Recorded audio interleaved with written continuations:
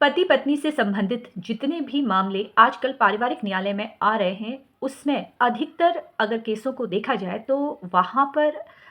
उन केसों का उद्देश्य है पति को सबक सिखाना, उसके व्यवहार में परिवर्तन लाना।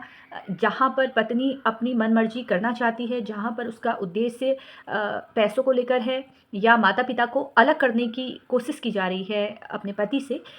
वहाँ पर पत्नी झूठे आरोप लगा देती है। जहाँ पर बातों को इतना बड़ा चढ़ाकर प्रस्तुत किया जा रहा है कि मानो शुरू से ही पति दोषी है। पति के द्वारा दहेज की माँग की गई, विवाह संपन्न होने से पहले पति और ससुराल वालों ने दहेज की माँग की। इस तरह के आरोप अपने पति पर और ससुराल वालों पर लगाया जाता है क्योंकि जो उद्देश्य है वो है या तो पति के व्यवहार में परिवर्तन लाना या ससुराल से अलग होना। अब एक सवाल यहाँ पर खड़ा होता है कि अगर महिला का उद्देश्य ये है कि जहाँ पर अपने पति को के व्यवहार को वो चेंज करना चाह रही है और उस उद्देश्य से उसने अपने पति के ऊपर 498 ए का आरोप लगा दिया, उत्पीड़न का केस कर दिया, दहेज की मांग का आरोप लगा दिया, तो क्या ऐसी अवस्था में हम इसे क्रूरता कह सकते हैं? क्या ऐसी अवस्था में लड़का अपनी पत्नी से तलाक की मांग कर सकता है? आजकल के समय में अधिकतर जो केस हो रहे हैं वो केस करने का उद्देश्य कहीं ना कहीं जो है वो घटना महिला के साथ नहीं हो रही है, वो एक बदला लेने की भावना के उद्देश्य से केस किए जा रहे हैं। अब वाकई जो महिलाओं के साथ अत्याचार होता है, जिन महिलाओं के साथ अत्याचार होता है, वो महिला कहीं ना कहीं समझौता करके उस घर में रहने की कोशिश करती है क्योंकि उसको लगता है कि उसके बच्चों का भविष्य क्या होगा, अगर पति ने उसको निकाल दिया वो कहाँ जाएगी, और उस डर की वजह से वो अत्याचार सहती है लेकिन न्यायालय तक नहीं पहुंचती है। लेकिन जहाँ पर महिला किसी के बहकावे में आ जा रही है या जो अपराध है वो इतना ज़्यादा हो जा रहा है कि महिला सहन नहीं कर पा रही है, तो वो महिलाएं ही न्यायालय आ रही हैं। लेकिन जैसा कि मैंने आपको बोला कि अगर उद्देश्य है व्यवहार को ठीक करना, तो क्या इस उद्देश्य के साथ अगर महिला न्यायालय में आती है तो वहाँ पर क्या पति से क्रूरता कह सकता है?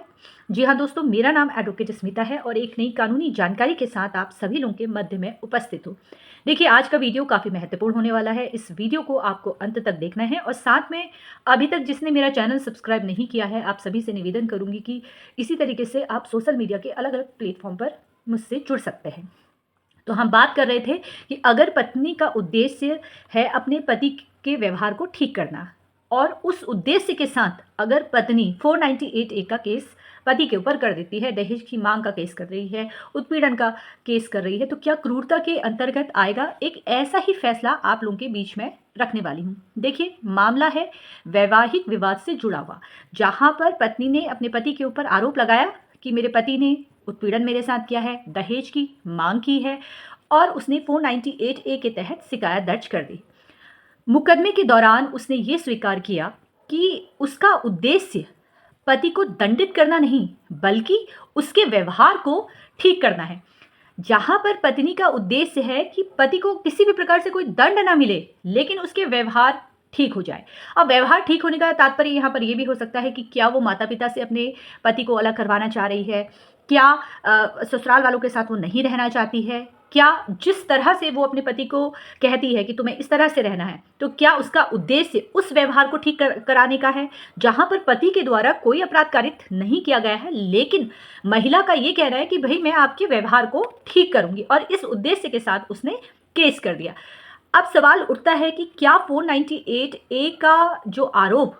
आजकल लगाया जा रहा है वो इस सेक्शन का दुरुपयोग हो रहा है? अगर दुरुपयोग हो रहा है तो यहाँ पर हिंदू विवाह अधिनियम की धारा 13 ए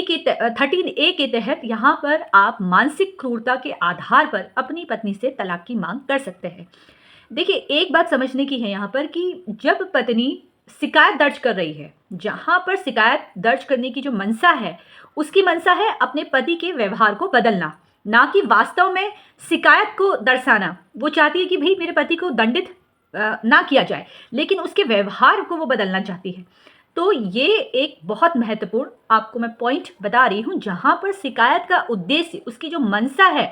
उसके व्यवहार को बदलना, यानी कि अपने पति के व्यवहार को बदलने का है, तो यहाँ पर पति क्रूरता के आधार पर अपनी पत्नी से तलाक की मांग कर सकता है। देखिए, कोर्ट की ओर से ये कहा गया है कि जब पति या पत्नी एक दूसरे के ऊपर झूठे आरोप लगाते हैं, जहाँ पर उनकी मंशा है कि अपने पति का व्यवहार चेंज करना या उसके अनुसार चले, पति के अनुसार चले या पत्नी के अनुसार चले। तो इस तरह के जो झूठे केस होते हैं वो मानसिक क्रूरता के आधार पर हम इसे कह सकते हैं। विवाह जो है वो आपसी सम्मान की एक नींव है, जहाँ पर आप अपने पार्टनर पर विश्वास करते हैं, और अगर ये सारी चीज़ें ही ख़त्म हो जाती है, जहाँ पर पति और पत्नी के बीच में विश्वास की कमी है, आत्मसम्मान की नींव उनके बीच में से डगमगा रही है, तो ये जो चीज़ें हैं ये क्रूरता के अंतर्गत हम इसे कह सकते हैं, क्योंकि पति और पत्नी का जो विश्वास है एक दूसरे पर वो पूरा होना चाहिए। अगर उनके बीच में विश्वास ही नहीं है तो वो विवाह